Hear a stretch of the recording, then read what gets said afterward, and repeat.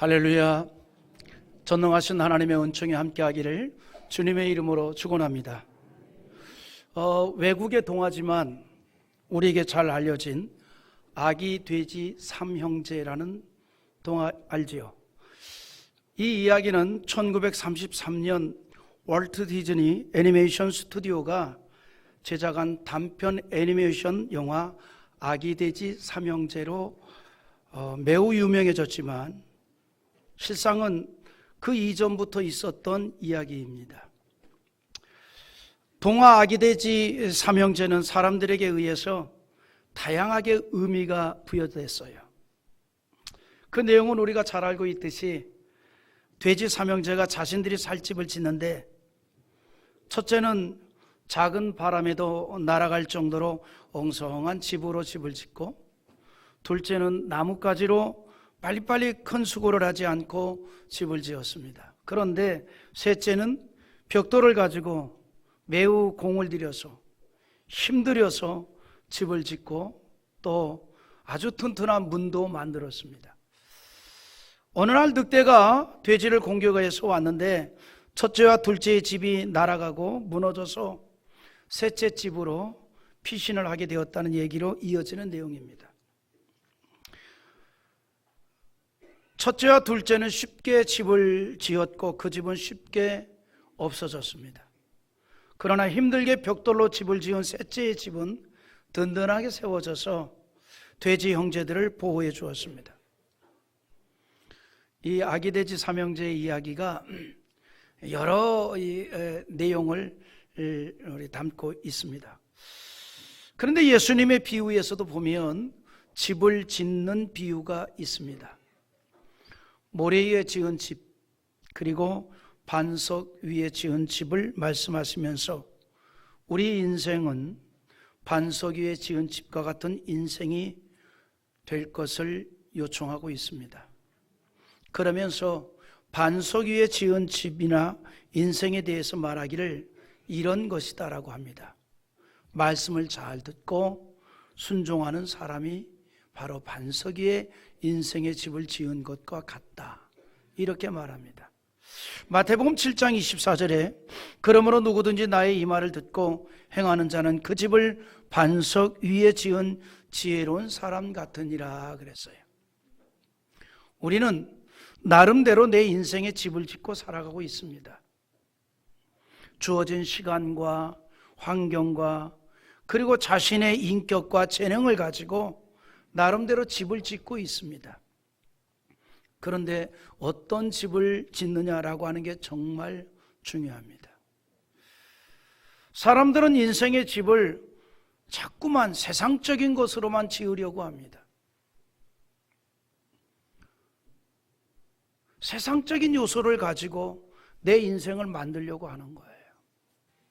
하지만 성경은 그렇게 지은 집이 허무하게 될 날이 올 것이라고 얘기합니다. 우리 한번 읽어볼까요? 고린도전서 3장 12절과 13절인데 만일 누구든지 금이나 은이나 보석이나 나무나 풀이나 집으로 이 터 위에 세우면 각 사람의 공적이 나타날 것인데 그날이 공적을 밝히린 이는 불로 나타나고 그 불이 각 사람의 공적이 어떠한 것을 시험할 것입니다. 금이나 은이나 보석이나 나무나 풀이나 집이나 이 모든 게 뭐냐면 세상적인 거예요. 우리들의 모습을 얘기하고 있는 겁니다. 우리가 자꾸 인생의 집을 바로 이 같은 세상적인 것으로 지어가려고 한다는 거죠. 그러나 그것이 다 사라져버리고 허무하게 될 날이 온다는 거죠. 내가 정말 열심히 살았어요. 내 인생을 열심히 세워나갔어요. 그런데 어느 한순간 그것에 대해서 허무함을 느낄 때가 온다는 겁니다. 그래서 우리가 성경에서 말씀하는 인생의 집을 지어야 하는데 성경은 이렇게 말합니다. 하나님의 말씀으로 이루어진 믿음의 집을 지어라. 내 인생의 집을 믿음으로 지으라는 거예요. 유다서 1장 20절에 이렇게 말합니다. 사랑하는 자들아, 너희는 너희의 지극히 거룩한 믿음 위에 자신을 세우며 성령으로 기도하며 그랬습니다.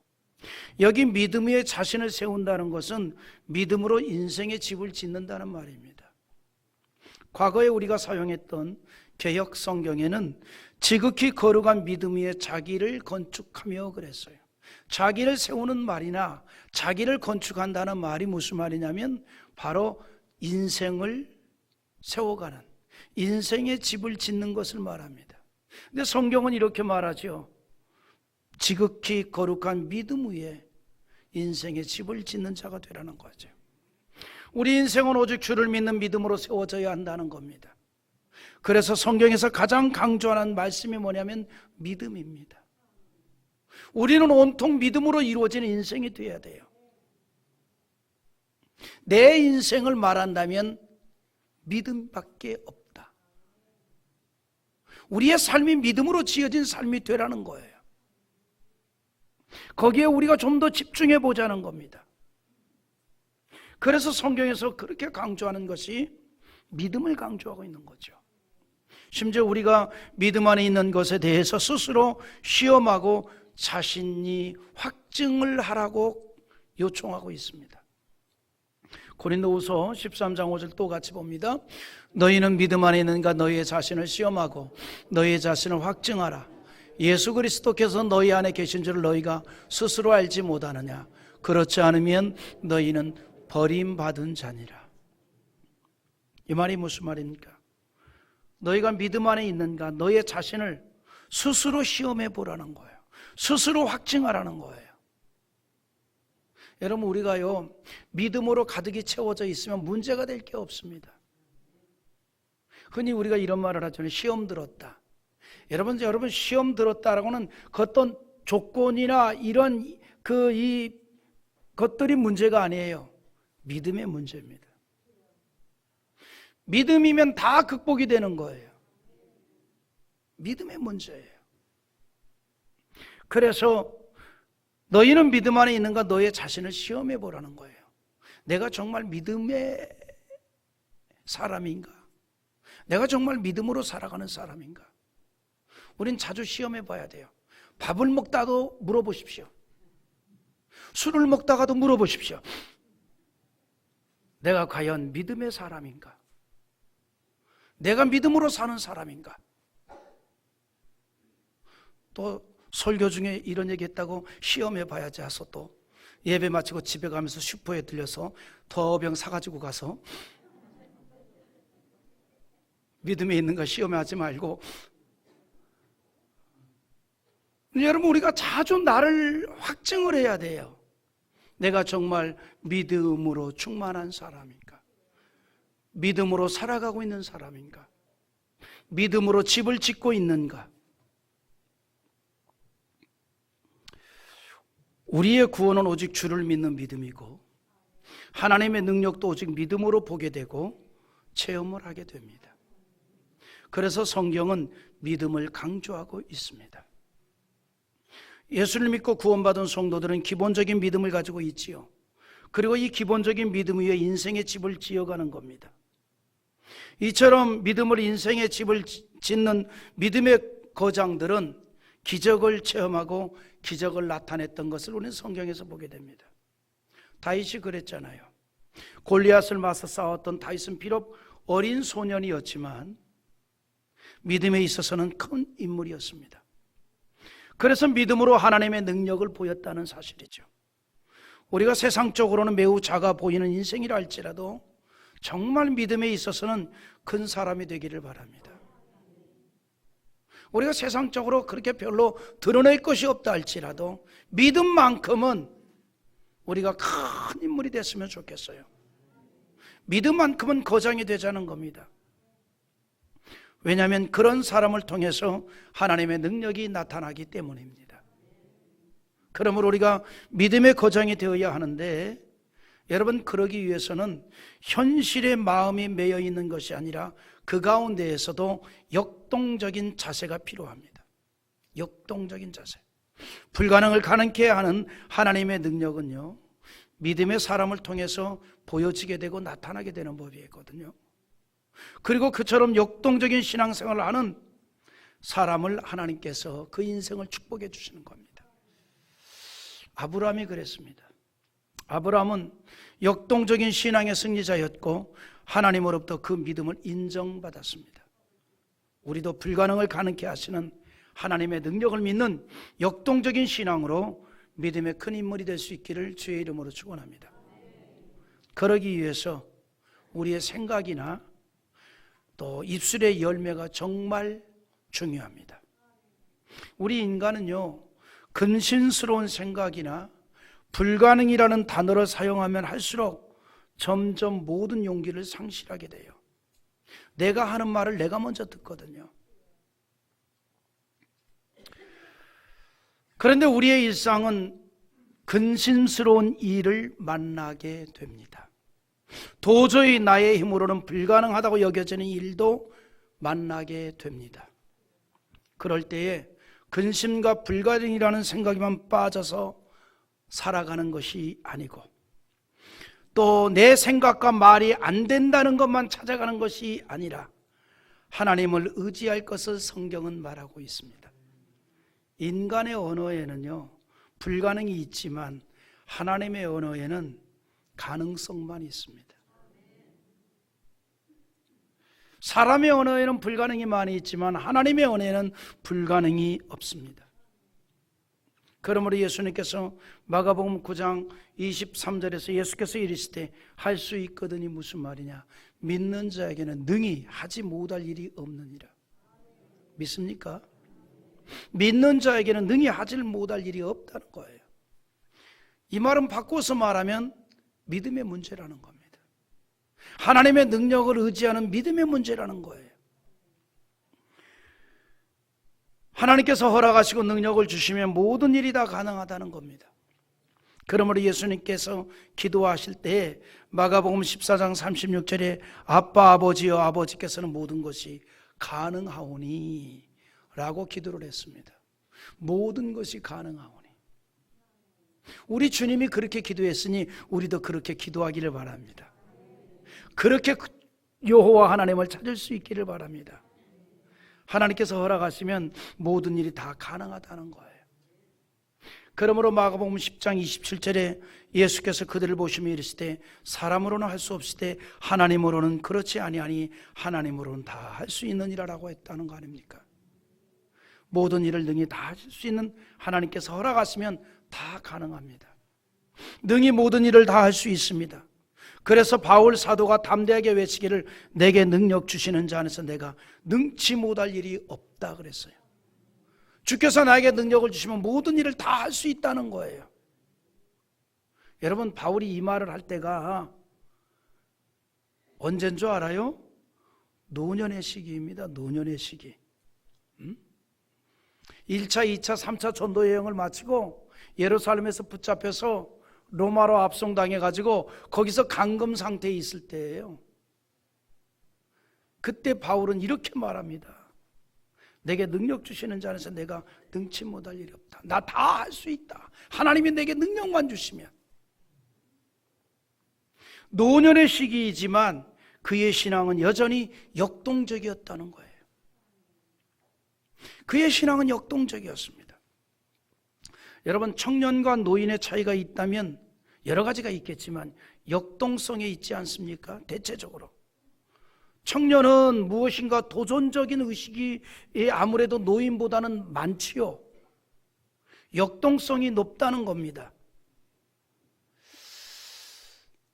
그래서 아무래도 노인들 세대는 어떤 역동적인 것이 좀 떨어지죠. 그러니까 청년들은 역동적이잖아요. 그게 청년들의 매력 아닙니까?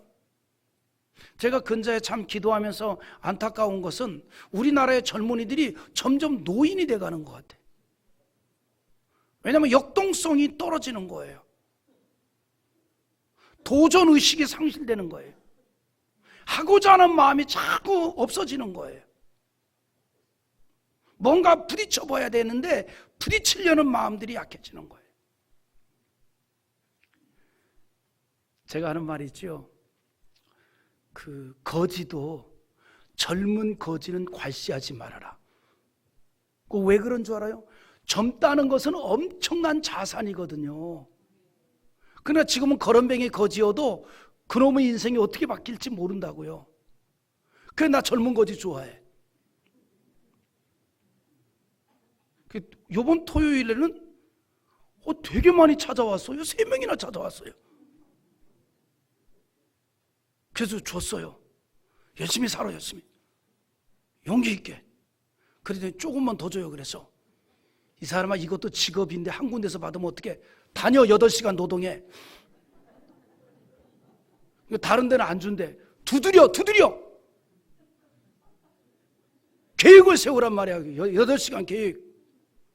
그래서 월요일은 어니동, 화요일은 어니동 해서 이렇게 전부 나의 나와바리를 만들어서 두들겨. 그리고 또 두들기고 그래 격려해주고 보냈어요. 물론 줬어요. 많이는 안 줘요. 왜냐하면 한 군데서 다 받으면 안 돼요. 일을 해야 돼. 요즘 젊은이들이 미래 없이 살아가는 젊은이들이 있는 것 같아요. 조금만 다니다가 그만두고 실업수당 받고 놀러 다니고 조금만 근무하다가 그만두고 실업수당 받고 이렇게 살아가려고 그래요. 미래가 없어요. 그러면 그 젊은이들이 나이가 들면 다시 또 정부가 그 젊은이들 그들을 정부가 또 책임져야 되는 거예요. 정부가 돈이 있습니까? 세금 다 걷어서 그들 다 책임져야 되는 거예요. 정말 우리 이 대한민국의 젊은 세대들이 역동성이 자꾸 떨어져 가는 것이 너무너무 안타까운 것 같아요. 도전의식을 하고 땀을 흘리려고 그러고 일하려고 하고. 그래서 저는 이 거지도 오면은 격려해 주는 거예요. 열심히 일해라. 열심히 살아라.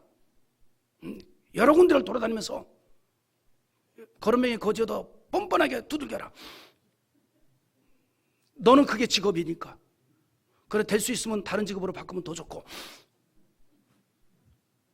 오늘 여러분 우리가 역동성을 가져야 돼요. 그러니까 청년과 노인의 차이가 있다면 역동성이거든요. 청년은 무엇인가 도전적인 의식이 아무래도 노인보다는 많다는 거죠. 근데 여기서 우리가 중요한 게 있습니다.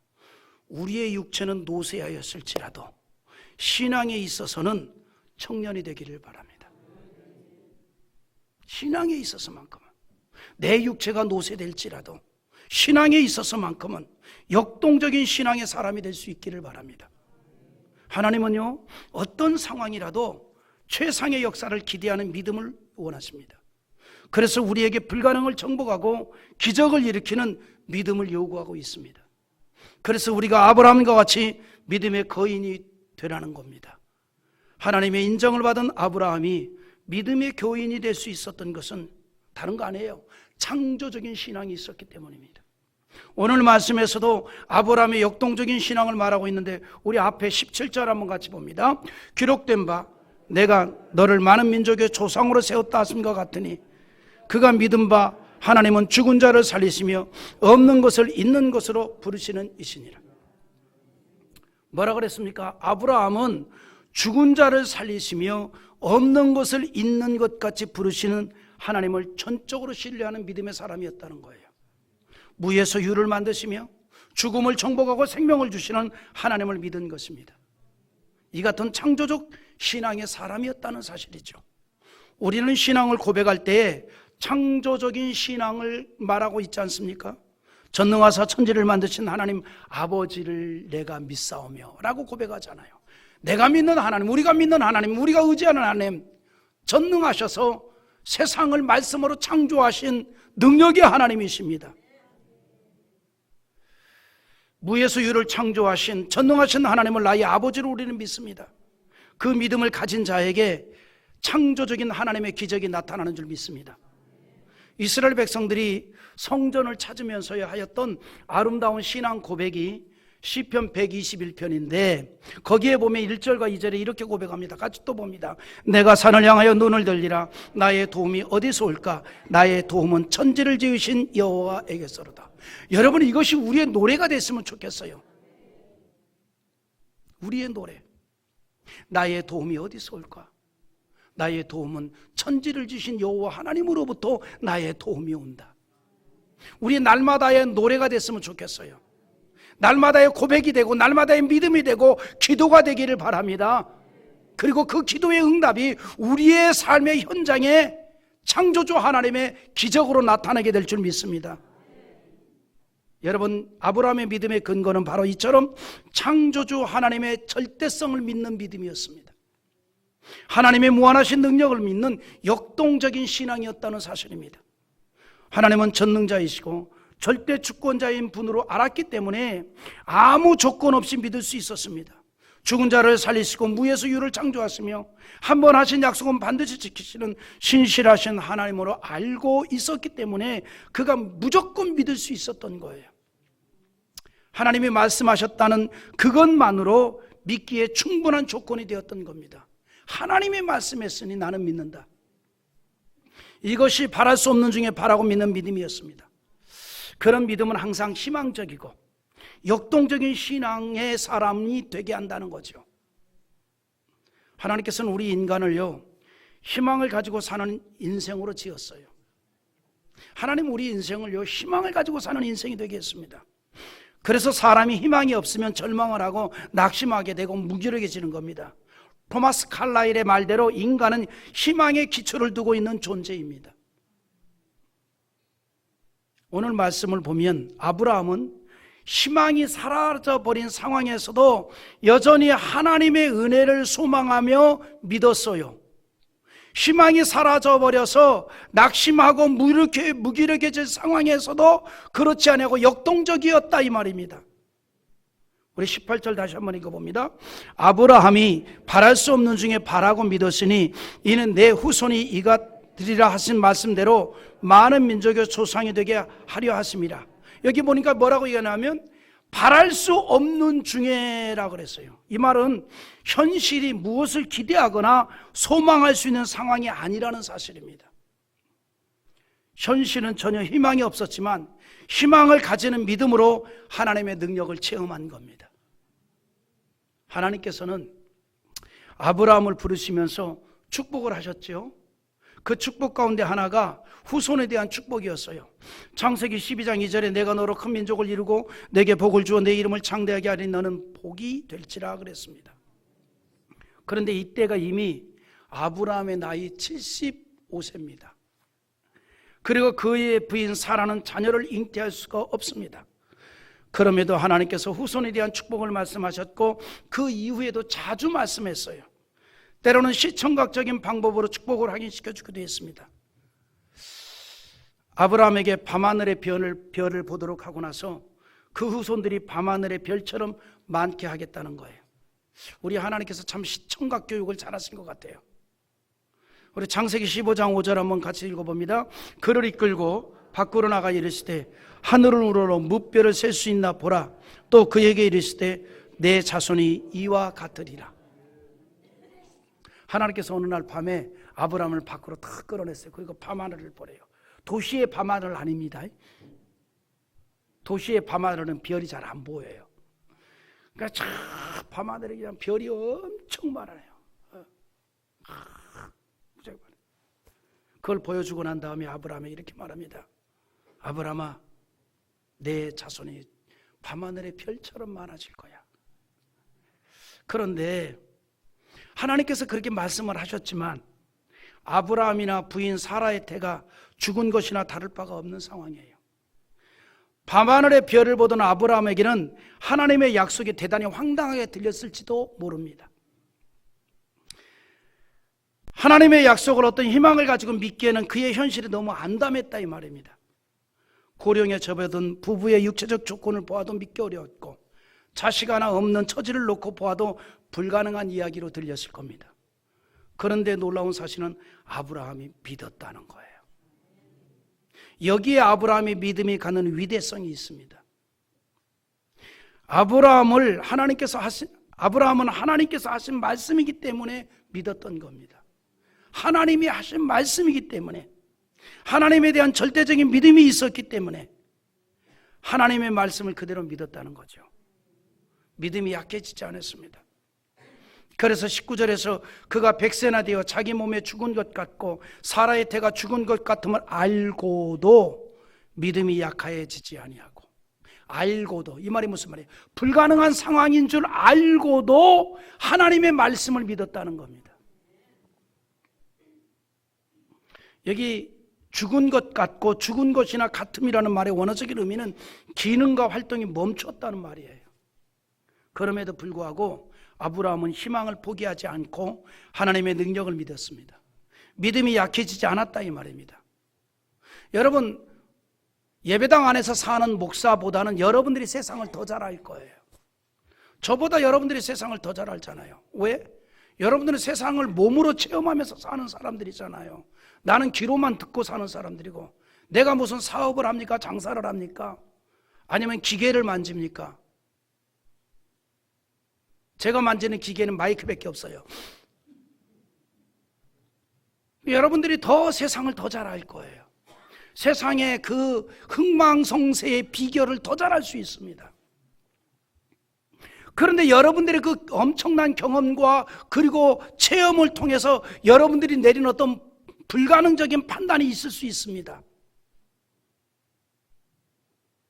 그럼에도 불구하고 우리는 하나님의 은총을 받고 사는 사람들이기 때문에 아브라함처럼 여호와를 의지하는 믿음으로 역동적 신앙으로 일어나는 자가 되어야 한다는 거예요. 오늘 전해드린 이 말씀을 우리가 믿음으로 받을 수 있기를 바랍니다. 아브라함이 생각해 볼 때 그의 상황은 불가능적인 상황이에요. 하나님이 주시는 말씀은 황당한 이야기처럼 들릴 수 있습니다. 그러나 그는 황당하게 듣지 않았습니다. 믿음으로 들었습니다. 확신을 가지고 받았습니다. 그리고 그 믿음과 역동적인 신앙이 열매를 거두게 되었다는 거죠. 하나님에 대한 절대적인 신뢰였습니다. 하나님의 말씀이기 때문에 믿었던 거예요. 그래서 희망을 가지고 있었던 겁니다. 아브라함의 이 희망은 하나님으로부터 받은 희망이었습니다. 망상이 아닙니다. 하나님의 능력으로 이루어진 희망입니다. 하나님께서는 우리에게 이런 희망을 주시는 하나님입니다.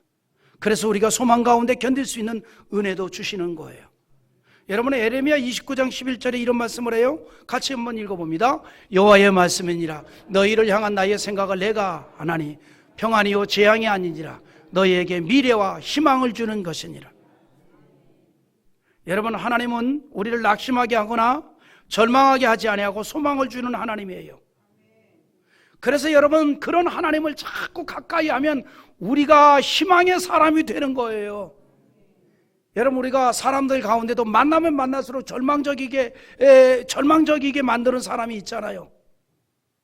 어떤 사람은 만나면 만날수록 내 마음을 낙심하게 하는 사람이 있어요. 모든 말이 절망적인 말로 가득한 사람들이 있습니다. 여러분, 그런 사람들은 가끔 만나시고 안 만나면 더욱 좋습니다. 그런데 우리 하나님은 어떤 분이냐면 희망을 주시는 하나님이라 그랬어요. 소망의 하나님이라 이 말입니다. 너희에게 미래와 희망을 주는 것이라 그랬어요.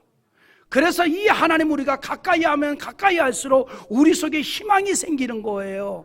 용기가 생기는 겁니다. 역동적인 신앙의 사람이 된다는 거예요. 할렐루야. 그래서 하나님을 가까이 하는 여러분 되기를 바랍니다. 아브라함은 믿음의 조상답게 그런 하나님과 가까이 하고 그런 하나님을 의지하고 믿음을 가지고 역동적인 그러한 삶을 살았다는 사실입니다.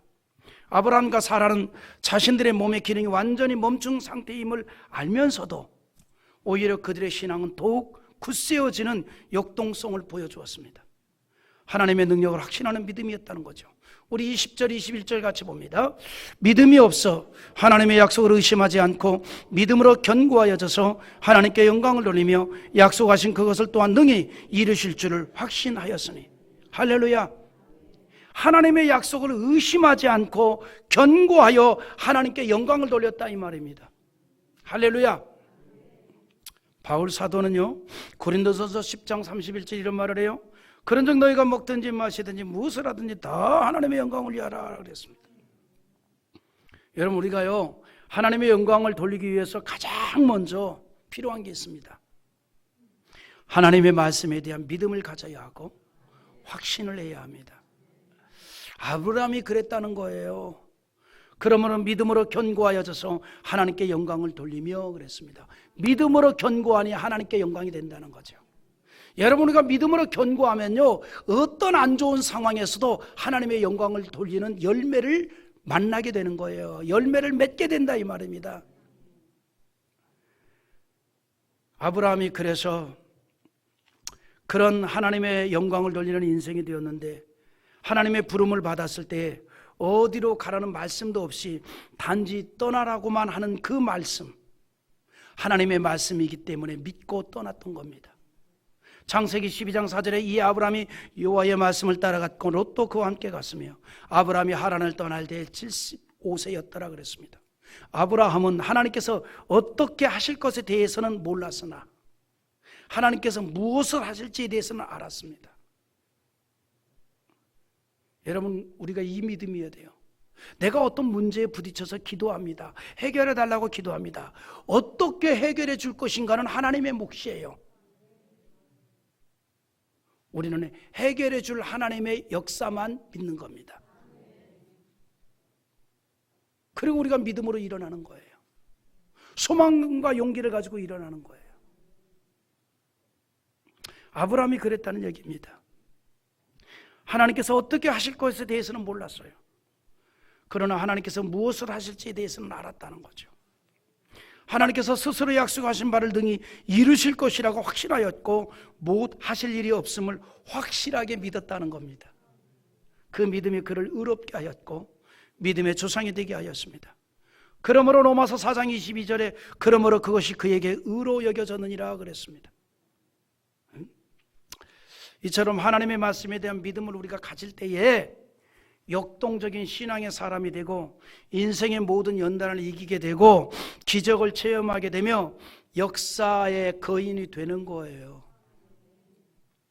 다니엘이나 그의 3명의 친구 사드락 메삭 아벳느고가 바로 역동적인 신앙의 선지자들이었고, 다윗 역시 여호와 하나님을 의지하는 역동적인 신앙으로 거인 골리앗과 맞서 싸워 그를 쓰러뜨렸습니다. 사도 바울도 마찬가지입니다. 역동적인 신앙이 그를 선교 역사의 거인이 되게 했습니다. 여러분, 오늘 말씀이 바로 이걸 강조하고 있어요. 이 점을. 믿음의 사람 아브라함은 하나님께 인정받는 의인이 되었고 하나님이 자랑하는 인물이 되는 믿음의 거인이 된 것은 하나님의 말씀을 믿고 행하는 역동적인 신앙의 사람이었기 때문이라는 거예요. 이제는 아브라함만이 아니라 우리가 그런 신앙의 사람이 될 수 있기를 바랍니다. 예수님께서 그 길을 우리에게 열어놓으셨습니다. 주 예수 그리스도를 영접한 자마다, 주 예수 그리스도 이름으로 사는 자마다 역동적인 신앙의 사람이 될 수 있습니다. 그 길을 열어놓았습니다. 그리고 그런 자의 삶을 통해 하나님의 능력이 나타나고 하나님의 기적이 나타나고 그런 자의 인생을 하나님이 축복한다는 거예요.